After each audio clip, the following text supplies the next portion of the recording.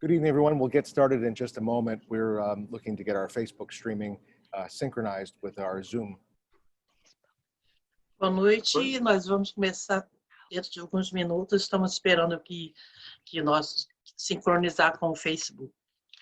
Muy buenas tardes, gracias por estar aquí. Estamos solo esperando unos minutos. En cuanto se dé la sincronización con Facebook, estaremos todos listos.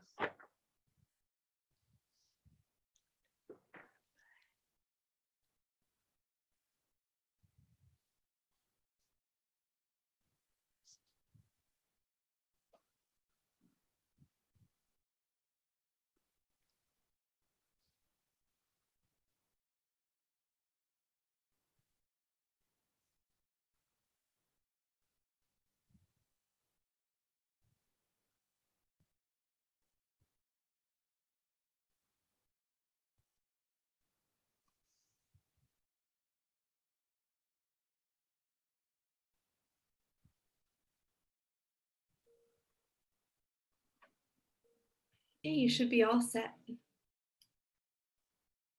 Okay, great. Good evening, everyone, and welcome to, I think this is webinar number 7.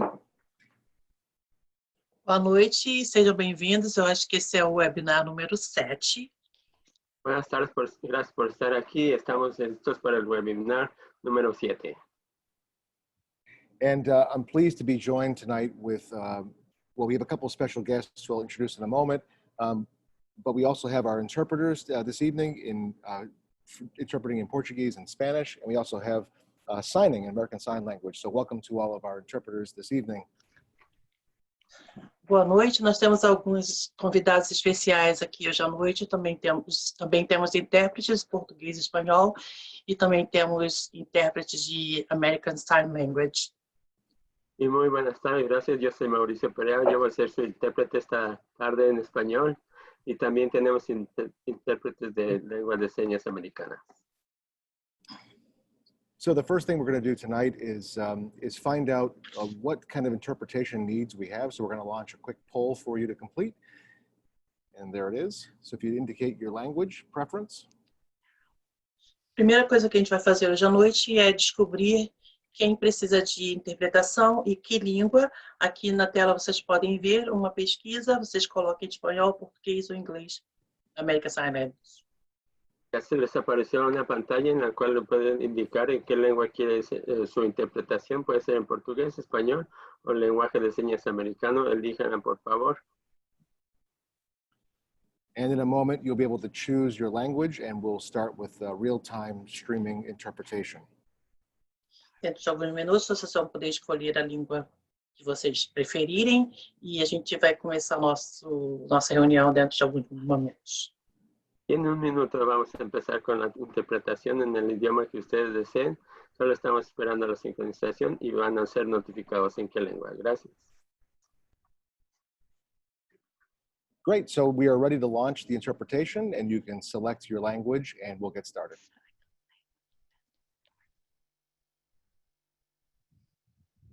Excellent. So once again, good evening, and thank you for joining me this evening and my guests. And we're going to get very quickly to the questions and answers. I know there's a number of you participating tonight, and we want to make sure we answer as many questions as we can.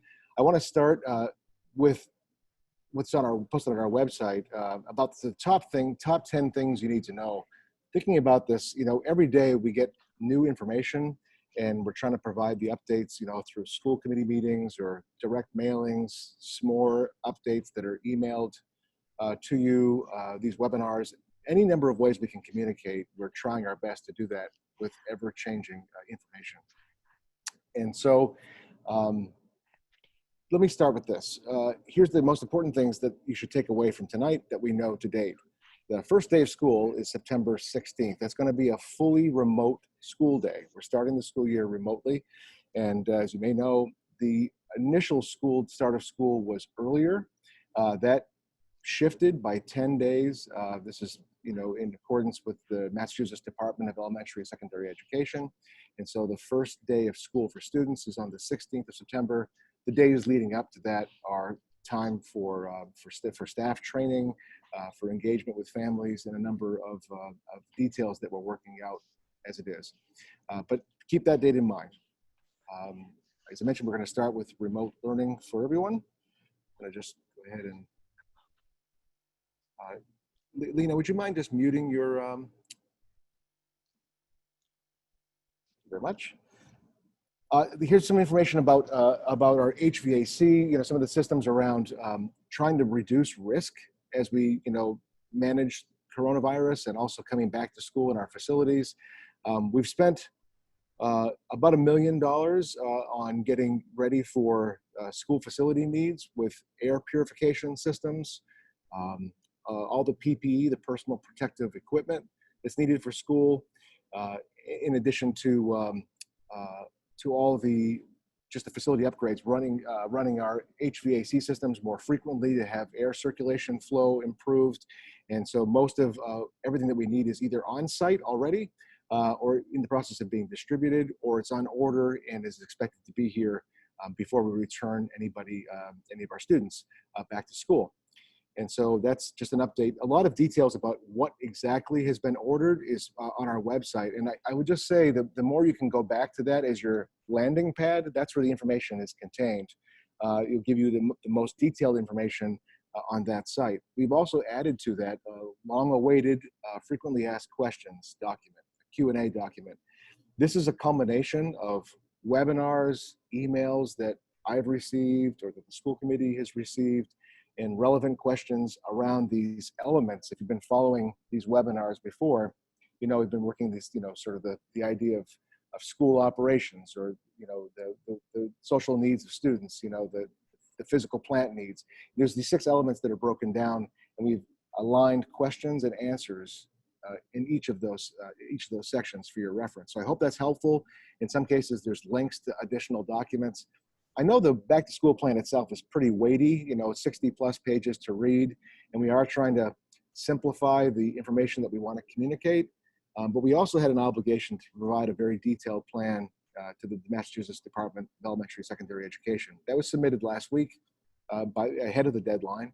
And in that plan, we submitted the three options, which we were required to submit: a full remote model, what that would look like, potentially look like, what a full in-person experience would look like, which, as we know, is not possible, and at least not at this time, and a hybrid alternative, which is a mixture of some remote and some in-person experience, and what that could look like.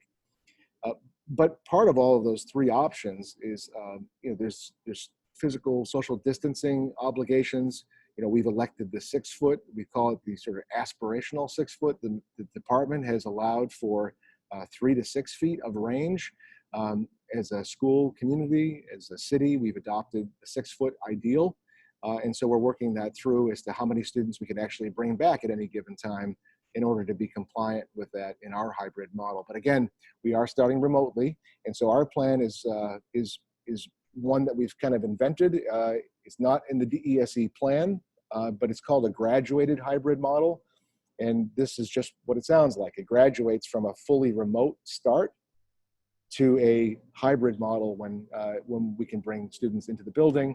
And a lot of this right now is under discussions, and I'll do my best to answer questions related to it this evening. But it's important to note that we're engaging, with this plan that we've had to lay out with our Teachers Association, the various bargaining units that we have, to get to agreement on some of the terms of what remote actually means. We know that remote, for students means they're going to be learning from their homes, or perhaps from a learning center somewhere. There's conversations that are happening about community hubs that allow an opportunity for students, and Tiffany may be able to speak to that a little bit tonight as well. But if not, it's a work in progress where there may be opportunities in the community for students to come through that meet those same safety rules and physical spacing requirements for students to then be able to engage in a remote learning. As you've probably been following, there's been some significant conversation around what the plan proposed was having staff return to school buildings to engage the remote instruction. And that has since evolved, and we're now having conversations about having some flexibility around that for staff. But again, I'm not really ready to speak to that tonight as to what that will look like, because we're discussing that still with the Framingham Teachers Association and others. And so we've been engaging about 20 hours of negotiations to date to try to finalize that. So I'm sure there's a lot of questions out there. Is what is your plan? When does it start? What's it going to look like? And that information will be coming once we can get past our discussions and agree on what the terms will be. But what we do know, it's remote to start. It's going to start September 16th, and we'll eventually get to a point where we can begin to have some in-school experience. And that the priority there is for students we've identified as having the highest need, and then gradually working our way to getting students back. All of this, of course, conditional upon the metrics, upon the city being in a space where the case count is moving in the right direction, and that's obviously less positive cases. And so let me just speak to that for a moment. You may be familiar, since the last time we talked, I think it was probably in the interim, the governor released a metric that shows the sort of stoplight, red, red, yellow, green model, and then an unshaded area. And this refers to the number of cases that a community has per 100,000, and what that means as to whether or not a school could open its doors for a hybrid model.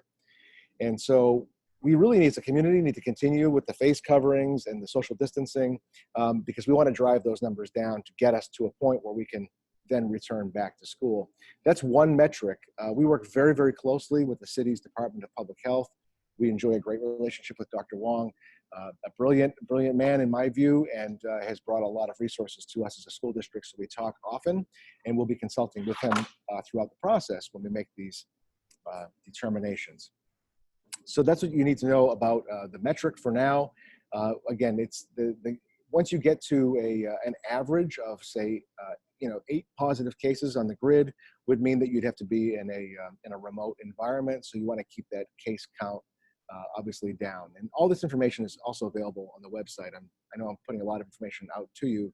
I just want to acknowledge that we are considering these metrics as to what it means. Like, how do you know when it's okay to start this hybrid? Because if we're starting on the 16th in remote, the question, of course, is when do we come back in person? And so we'll be communicating that to our higher need children first, and we'll let you know once we finalize that agreement. And then we'll eventually morph into hopefully getting more and more students back, but managing to keep that 6-foot distancing as part of that. The one issue I want to point out too about transportation, this is coming up. You're going to be asked in a short time to commit for those of you for bus eligibility, and we're trying our best. We offer a service that's actually greater than what the law and what our policies provide, and we want to continue to provide that. We understand that we need to get our kids to school, and but the restrictions of 6-foot distancing on buses means that these 70-plus passenger buses can now only transport 12 students. So you can do the math on this and see that we're not going to have enough buses to make that work. And so we're really going to be looking to see for those families who would need transportation to commit to saying, and we don't know when you're going to be coming on a bus, but at the time that you do, we need to know that you really need it. And that will help us to sort out if we can actually bring more buses into our fleet, or if we can make it work with what we have when we ultimately do start school, which, based on our current planning, would probably be sometime in late October, early November. Again, that's conditional upon the health conditions of the community at that time. Maybe it's earlier, maybe it's pushed off, and maybe it's more remote learning to continue. So going along, I'm editorializing a little bit on my top 10 points here, but I think they're important points to make sure I get out across to everybody before we open up to questions. Just scanning quickly. Again, this is on the website. I didn't prepare a slide for you.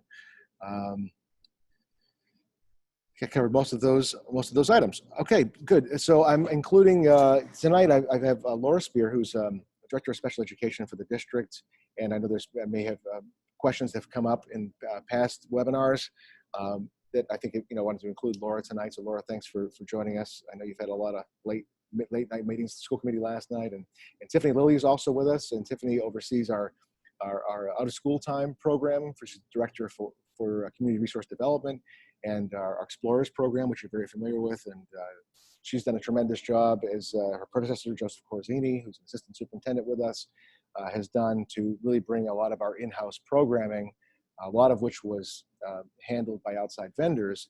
We have a really robust Explorers program that continues to grow, and we're awfully proud of that. And so Tiffany has been a resource to us and to families in seeing how she and her team may be able to provide resources for families in terms of childcare needs, especially during the remote period. And this is in tandem with what we're trying to do throughout the community, recognizing the challenges that this remote education places on families. Let me underscore that point one more time. So we're not only dealing with the health and wellness of of our students and our families in a pandemic, but also being mindful that families need to be gainfully employed to provide for their families, and how can we be a resource to help that, and so that we don't have children sitting at the kitchen table who are 5 years old all day long on a computer. This is not what we're trying to achieve. This is less than ideal. We're trying to work in an imperfect system and do the very best we can. And while we have some great remote learning lined up, our teachers, our administrators are all on board for a really robust and very different kind of learning experience than last spring. We've characterized last spring as crisis learning. This is much more intentional. It's, there'll be full days of school under this model that's been proposed. It won't necessarily mean you're on a screen all day. There could be some synchronous, which is happening in real time, kind of like tonight's webinar. And there may be some asynchronous, which might be watching a recorded video or doing other activities that don't necessarily have to have a screen involved at all. But the expectation is that we're moving content forward, that it's not going to be just deepening previously taught knowledge. Again, for full disclosure, I'm really concerned about the gaps in learning from last March. We did the best we could as a district, but we have some catch-up work to do, and it's really going to be important that our students attend, that our families commit their children to attending school. Attendance is going to count. It's going to matter. Grades are going to be given. It's going to matter. This is the best we can try to do to replicate school in a pandemic.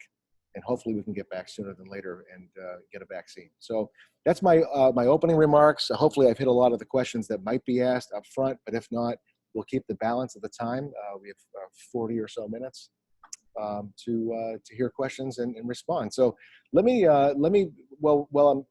so behind the scenes, Amy Kane is putting together, she's my administrative assistant, and I'm grateful for her every day. I'm grateful for her tonight because she's taking these questions between she and Rochelle, who's also an outstanding member of our team, Rochelle Santos, who's done all this communication that you have on the website tonight, and also who's making this webinar possible.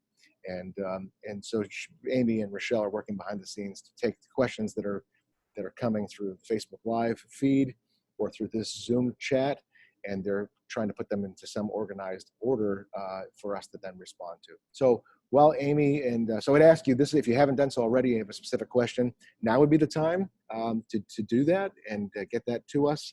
And I'll turn it over to, I don't know who wants to go first, just to introduce yourself. Tiffany and Laura. Laura, are you waving? I can't tell if you're passing it over, or okay, you're gonna go. All right, we're gonna give it to Laura to go first to just introduce herself. And Laura, I've done a bad job leading by example on the pace of my speech. The interpreters are probably, working really, really extra overtime here. So if you could probably speak slower than I just did, that would be helpful. So I'm sorry about that. Thanks to our interpreters once again. Laura Spear, take it away. Hi, everyone. Good evening. And I'm happy to join Dr. Tremblay and Ms. Lilly and hopefully give you guys some answers. I've been watching some of the webinars, and I know there's a lot of uncertainty and frustration leading up to this school year. So as Dr. Tremblay said, while we still have not fine-tuned all the details, I can certainly answer questions tonight about what we're proposing. Some of our top priorities are testing and starting to gradually reintroduce our highest need students to in-person learning. So for testing, we have about 250 assessments that we couldn't get done in the spring that we need to start trying to make up. So it's certainly been at the forefront of a lot of our discussions and the forefront of my mind as a priority so that we can start to get services to students as quickly as possible. But I hope if you have any questions, I'm able to answer them. And if not, you can always reach out to me. And I've been speaking with many families and over the phone or setting up video meetings with them. So please also feel free to do that too. Great. Thank you, Laura. And Tiffany, we'll turn it over to you to say a few welcoming remarks. And thanks again for joining us tonight. Thank you. I'm happy to be here. Thank you, Laura and Dr. Tremblay. I think I'm happy to speak to our efforts on full day programming. As we submitted to DESE that our Department of Community Resource Development, which oversees the out of school time programming for the district, is hoping to provide some full day programming with limited seats available. But again, we heard a request that there was a lot of need for full day childcare as well. So we're trying to provide some of those internally and then also with community partners, and then happy to speak to the community learning hubs if that comes up as well. So, and again, similar to Laura, I'm available, you know, offline. Tiffany, if you can you slow down a little bit, please? Sorry. Thank you. And I remember too, I was like, you need to speak slower. So yeah, I'm happy to speak to the community learning hubs or the out of school time programming if you have specific questions. Great. So I guess we'll go to the behind the scenes.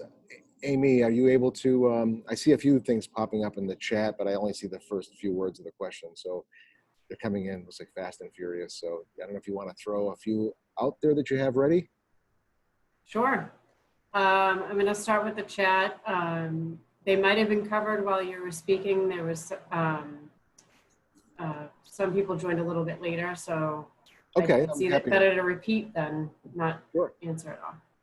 So one of the first ones from the chat: when will we get a schedule of what the typical day of remote learning will look like for the various grade levels?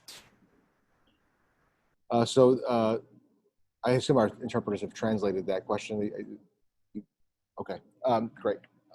So the schedule, so in our back to school plan on the website, you can see a draft, what a typical schedule might look like for an elementary, middle, or high school student. So that is there as a sample. You know, once we get past our discussions with the FTA is the Framingham Teachers Association. This is the large bargaining unit of which there are a number of associations underneath it, if you will. And so we're working really collaboratively to try to get to some agreement on some of those terms. And once we have that, this will eventually morph to more principal-based conversations because parents are going to want to hear from their child's principals about their specific schools, and I totally understand that. So these last webinars have been really district-based to let you know what our planning efforts have been, and they're more relevant, broad-based questions. So the specific school schedules, once we have agreement on what the remote model is going to be and how the day will work and how the hours will be used, we can then share that with you. For now, I would just encourage you to look at the back to school plan. It's available there as a sample draft, and if you go to the table of contents, you can see where that's located.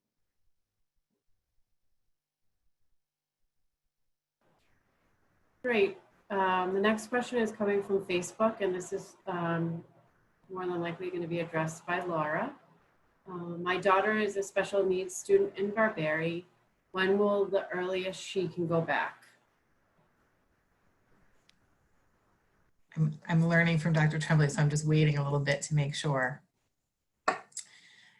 There's a phase-in plan, so we had to prioritize in our proposed plan who would go back first. So if your child is in a substantially separate program for students with autism or multiple disabilities, the proposed plan is that they would start back for in-person learning on October 5th. The next phase is high need students in the district. So that does not mean just special education students. And that's October 26th. And then November 5th is the hybrid. So it really is dependent on your child's level of need for special education and what the other needs are, because it's not just a special education lens that we're looking at for the high needs students. But if you have a specific question about that and it's individual, you could reach out to me or to the building principal and we could help you. Great, thank you.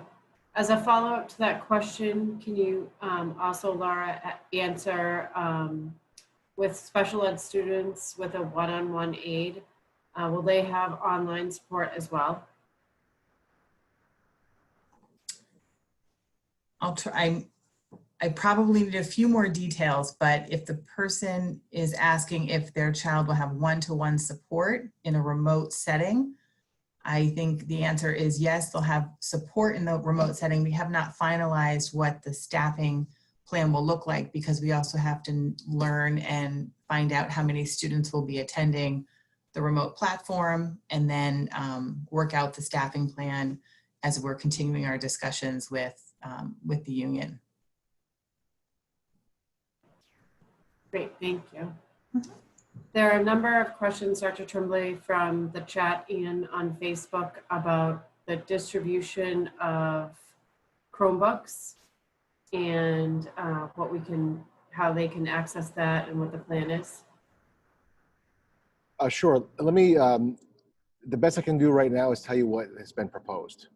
And that's probably where to start. So if you remember this from last spring, we were in that crisis mode of trying to get as many Chromebooks out as we possibly could. So we had some distribution sites that we did over a period of days. And we were able to get nearly 4,000 Chromebooks into the hands of students, many of which I hope are still in the hands of our students.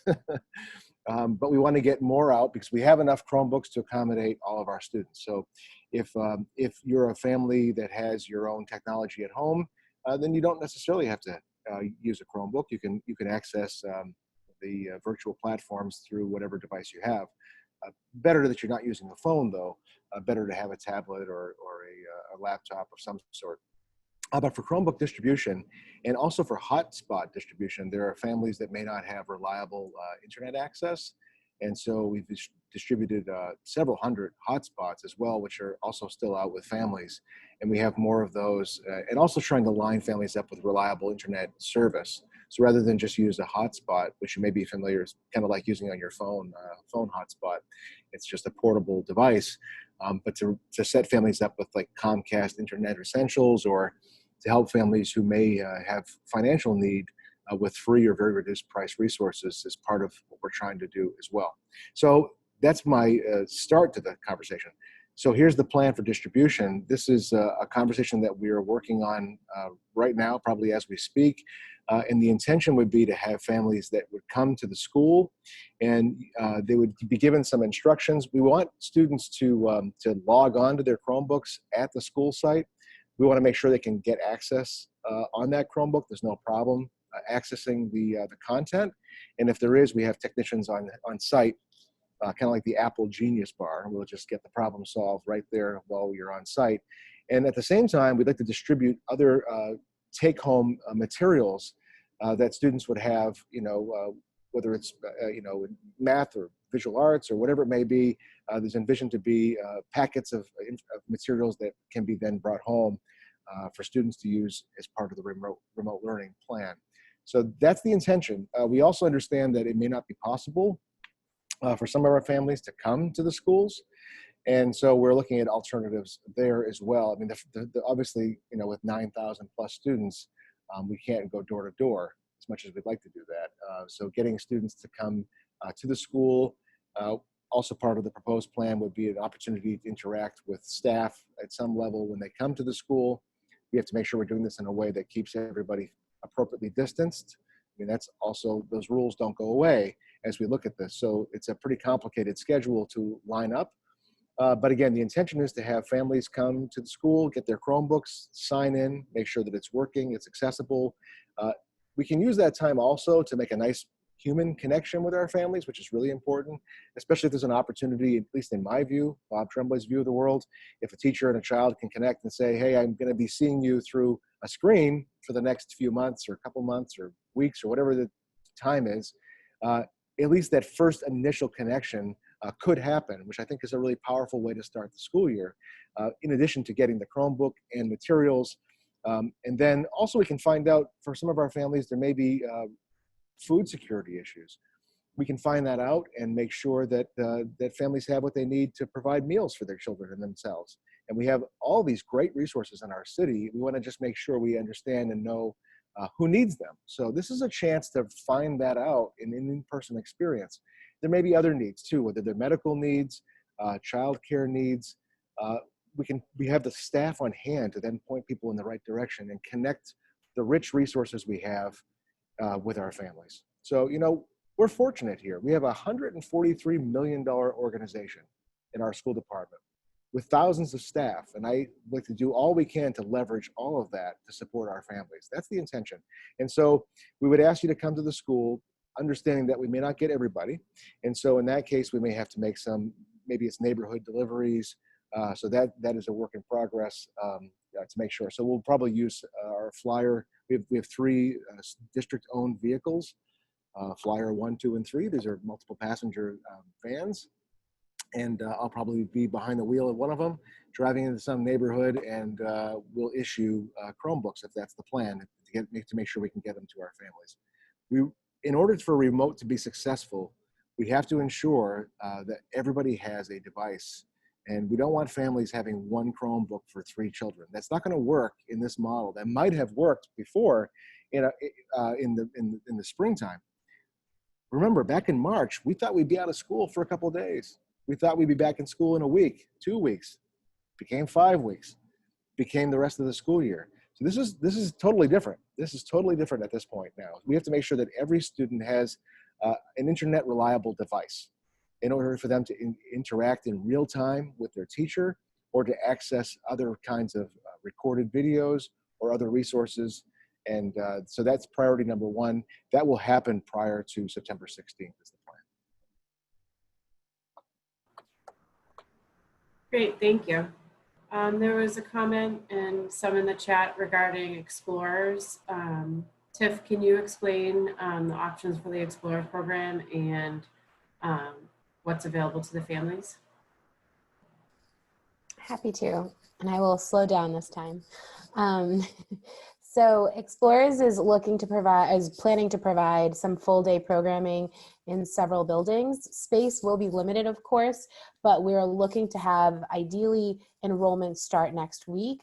Because there could potentially be a high demand, we'll probably go with some sort of lottery model, but we are working also with community partners to see essentially citywide what the available seats will be for full day programming. So making sure that we're coordinating with the YMCA, the Boys and Girls Club, and other providers as well, so that there are multiple options for families. So we'll, be one of them as well. But the plan right now is to provide full day programming. It will be fee-based, but we will have scholarships. So we're hoping that that will provide at least an intermediate step for families, and it would likely start the 3rd week of September, so around the September 21st through October 23rd, so that week right before, if we do transition to the hybrid model. So as long as the district is fully remote, we do plan to try to provide as much full day programming as possible.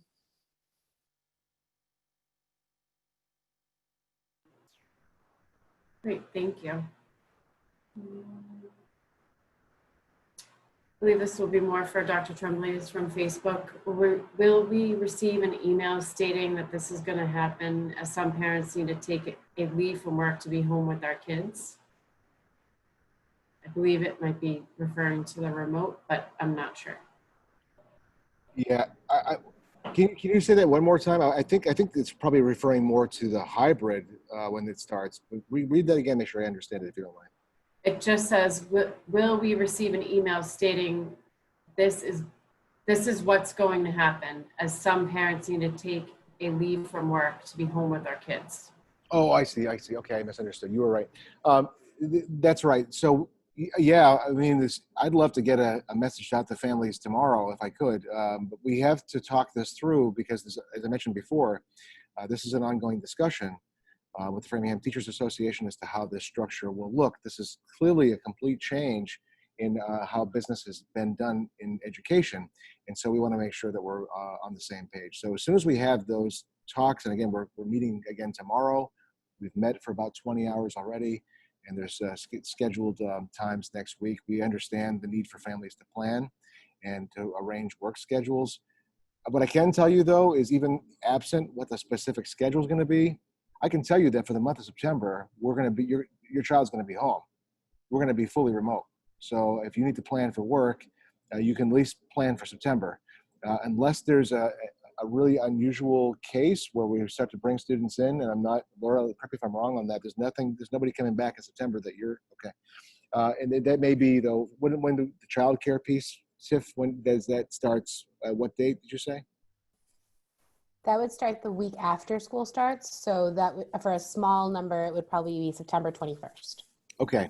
So what you know is between now and say September 21st, for if you're taking advantage or if you're able to get in on the Explorers support, essentially the month of September, you're going to be in remote. Students will be learning from home, someplace that's not school.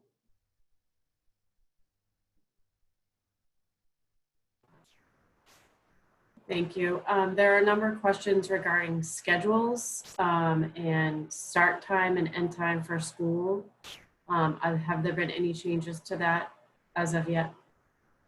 No, we looked at part of the conversation was around looking at adjusting and I don't know where this stands, so I have to be careful that that I don't overpromise anything. I know there was a talk about start time at the high school in particular. We wondered if from this dire pandemic could come a silver lining of opportunity to consider maybe a later start to line up our school day with adolescent circadian rhythms. And I'm not sure that we were able to achieve that. And even if we were able to achieve that, it would only be during the remote period, I think.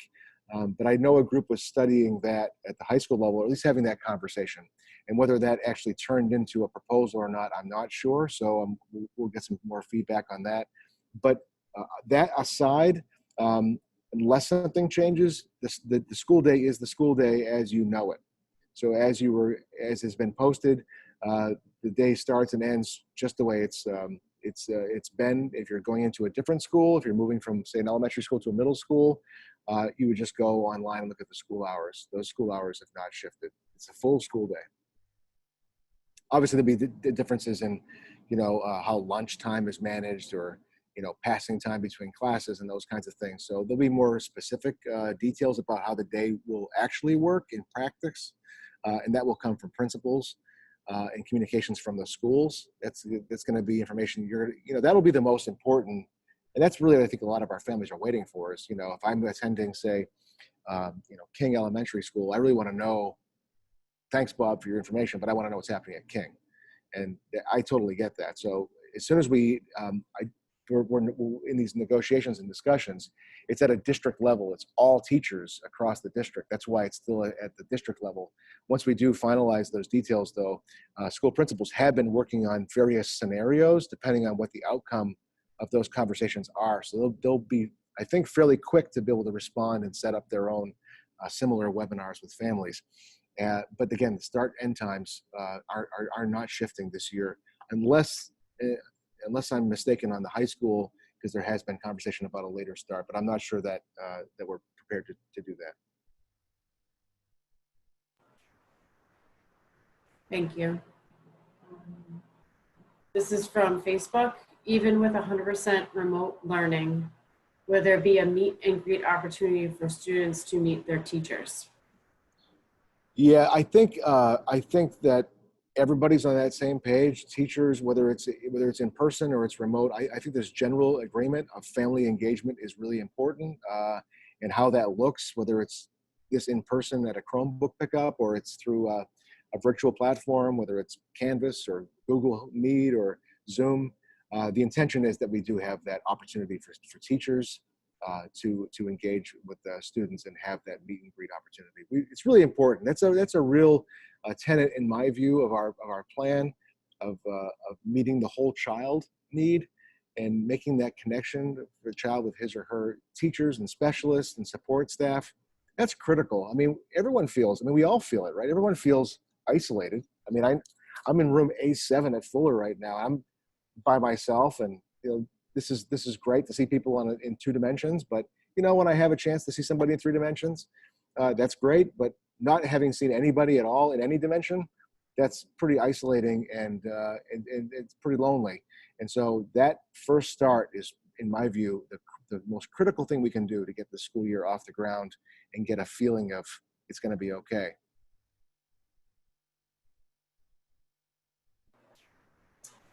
Thank you. Laura, this question's from Facebook. Are kids with special needs slash autism, will they have a full day? So for the students, for the students who were hoping to have return on October 5th, the plan would be for them to come back full day. It's about 150 students total in the district. So we're talking about students with autism who are in our autism program. So I just want to make that clarification. But yes, it would be, we were planning for a full day. Thank you. Tiffany, this question's from Facebook. How will the remote learning work at Explorers as well as YMCA? Presumably, kids will need to log on at different times throughout the day. So yes, that's part of the conversation. I've been meeting with community partners that are planning to host programming so that we can discuss the different options on how to support remote learning. So we are working with our professional development committee to ensure that and hope that there are professional development opportunities for our staff and community partners on how to support remote learning. And then in addition to, that's part of the conversation around enrollment and spacing, is that it can't just be, you know, the number of students based on sizing, but it will also make sure that we have to make sure that there's pullout space if students need to be live, and that there's specific supports for those live engagements. So that is part of our planning process. I can't speak specifically to how each organization will manage that, but I do know that with our out of school time programs and Explorers, we are looking to make sure that there are specific spaces with partitions where if students needed to engage in live learning, that would be an option.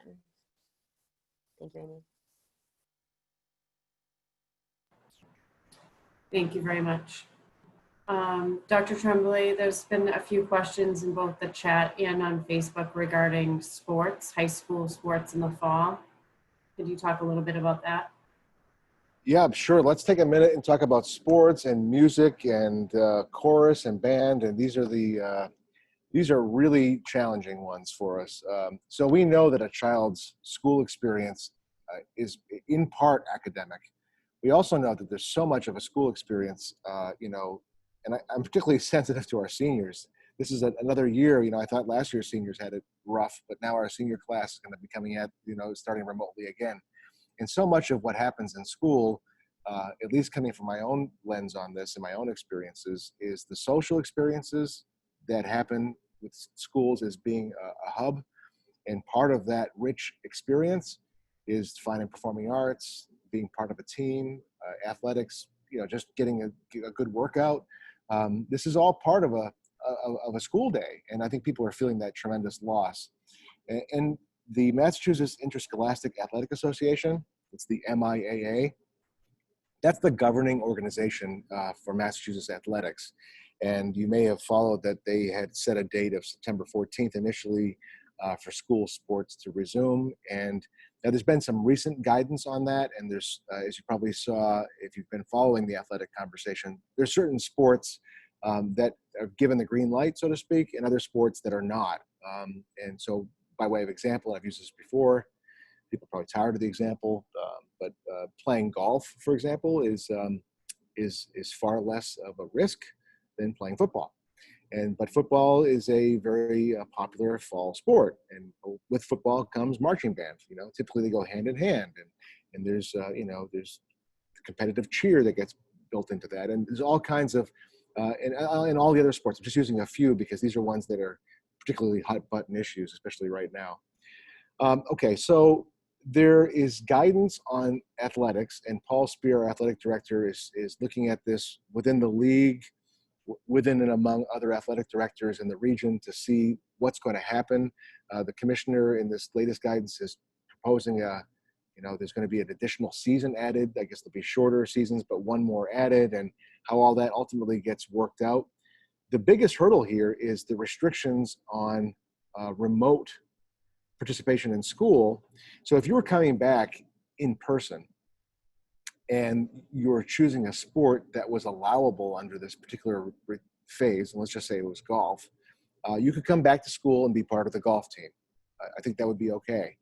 If you're coming back to school and you're playing soccer, you might be coming in, or even youth soccer is experiencing this. There'd be certain shifts to the game, certain rules about whether you're throwing in a ball or you can touch it, or how you have contact if you're playing defense. So there's all kinds of changes to how the game will have to be played.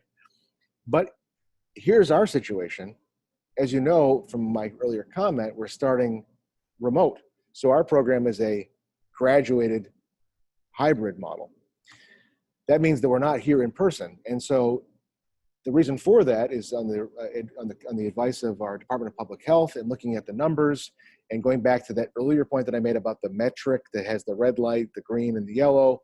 Framingham lives right now in that yellow space, which means that it should be, it wouldn't be all in person. It would be hybrid, or in our case, it's remote. If that case count went up, it would be red, which would mean we're fully remote, which is what we are anyway.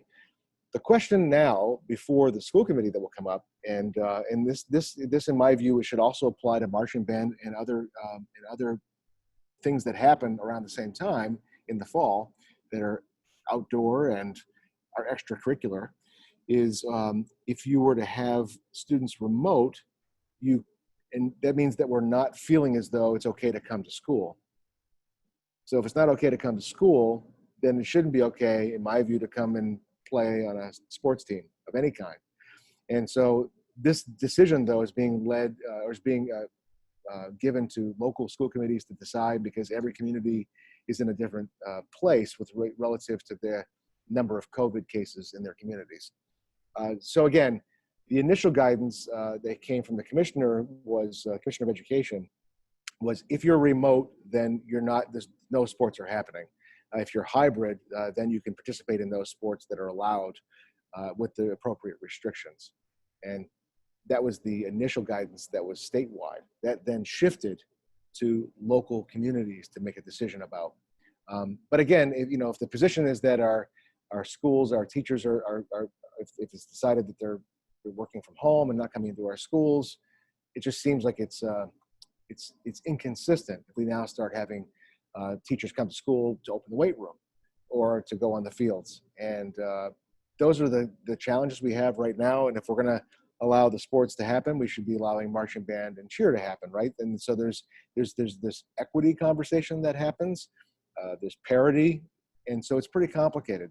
If I had to distill this down to what I would recommend, I would say we're remote, which means that we're not in person, which means these things don't happen in person until we begin to bring students back and we all feel that it's the risk is low enough to do so, and then we begin to engage those activities. That seems to be the most consistent with what the guidance is that we're getting from various public health organizations. But this will ultimately be decided, and we'll discuss this in more depth on next Wednesday on the 26th. Paul Spear, Athletic Director, will provide some commentary on that, and he'll give us an update as to what he's hearing around the leagues. And also we'll hear from, I've invited Donna Rosinski, who's our Director of Fine and Performing Arts, and we'll talk about the guidance on band and chorus, theater, marching band, and all of those points. There is guidance that's provided. If it's not on our website, it is probably there. You could do a simple Google search for it. We can certainly add it to our site. If it's not there, I think it is, around the July guidance around band and chorus. There are some restrictions there that are quite different. So chorus is a challenging one because students, if they're opening their mouths and they're singing and they have face masks, how does that even work? So chorus under the guidance could only happen outside at a 6-foot distance with masks. And so there's some challenges with how do you sing and do that. Don't forget about the fact that we also have to reckon with the notion of Triple E, mosquito-borne virus, and West Nile virus. And we'll have to evaluate that with Dr. Wong when the time comes for those programs, if they can happen outside and whether the risk is low enough to have student instruction outside.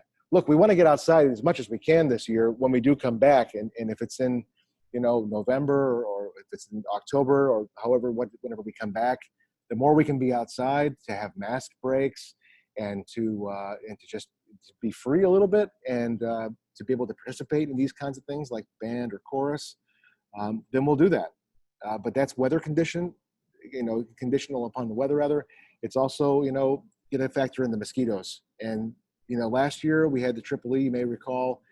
I was everybody's favorite guy last year too, when I canceled recess and everyone had to be inside. But that was to prevent, Tripoli because the risk was high at the time. That hasn't changed. That risk is still there. In fact, year 2 is projected to be worse than year 1, last year being year 1. And so you'd have to wait technically until there's a hard frost. Last year, I think that happened like after Thanksgiving. So we have to really be mindful of where we educate, how we educate, and what we educate with all of these really challenging restrictions. But there's guidance on all of that, and we'll talk about this in more detail next Wednesday night with the school committee.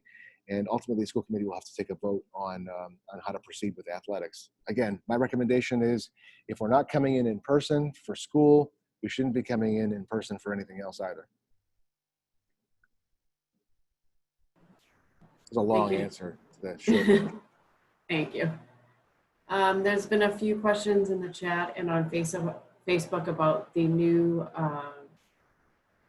suggestion from the state about the flu vaccine. Are you able to talk a little bit about that? Sure. You're not throwing any questions tonight to Laura and Tiff. I don't know. I'm trying to take it easy on them. The last time I invite them to the show.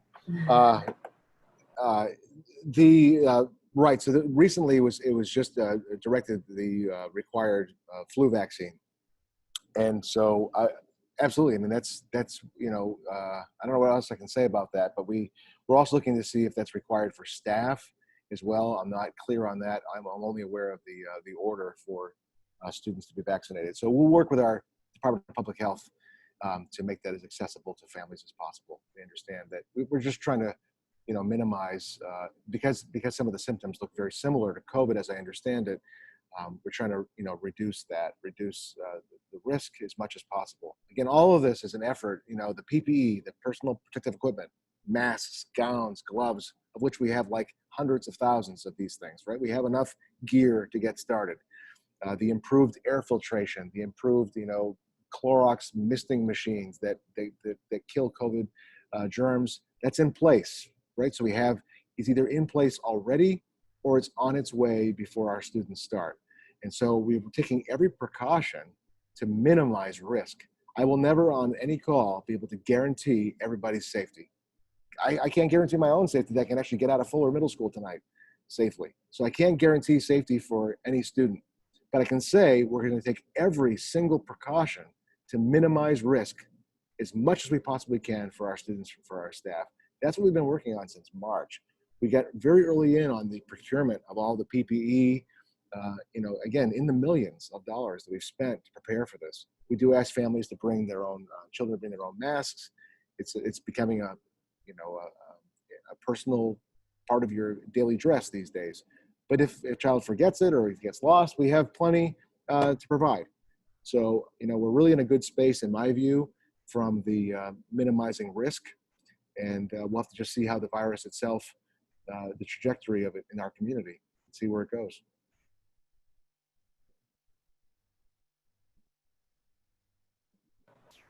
Thank you. Sorry, I had a little technical difficulty. We got about 6 minutes, Amy. So what do you think is, and again, if there's questions that are being asked, there may be answers already to some of those questions on our Q&A document that's now available on our website.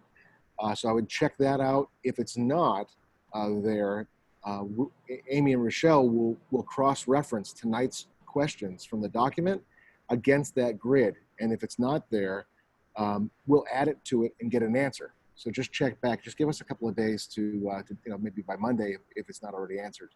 But we'll get on that right away. But again, if we didn't answer your question tonight, it may already have been answered in the Q&A document. So check that out if you haven't already. Thank you. Tiff, this is a question for you from the chat.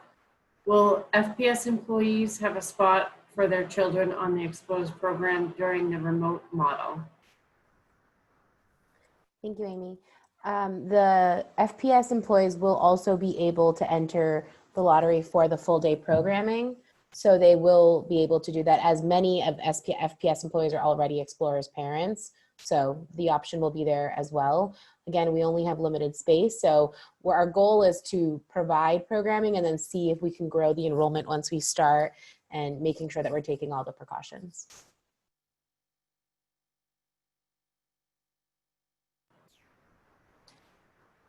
Thank you, Tiff.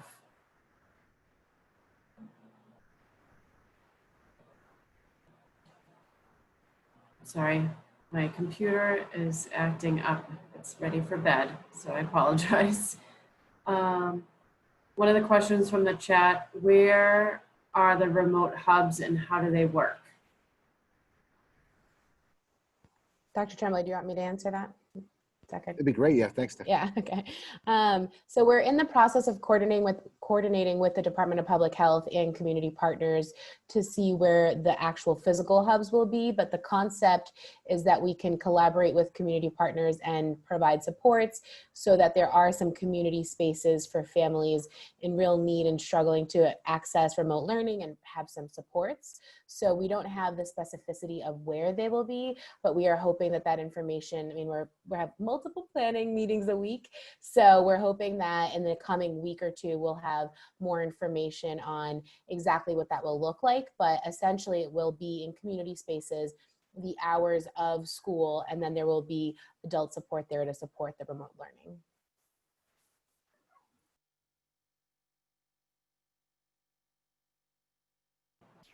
Let's throw in to Laura. Let's give Laura she's looking. She's yeah, I agree with that. she's ready. I'm not playing favorites. I'm trying. All right, Laura, hold on I'll one answer moment, anything. please. Bring it on. Would you like to comment on anything while I search for one of your questions?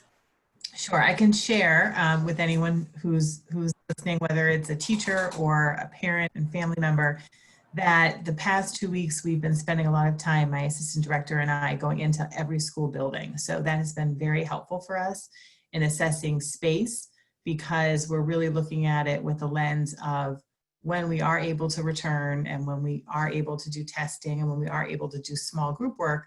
We wanted to be able to look at the spaces that staff have currently, make any adjustments that may be needed, and get all of that situated and planned so that we have ample time to make those changes and work with buildings and grounds and the building principals. So we really, the past 8 days, just went into every single building and walked it with the principals, and it was just very, very helpful.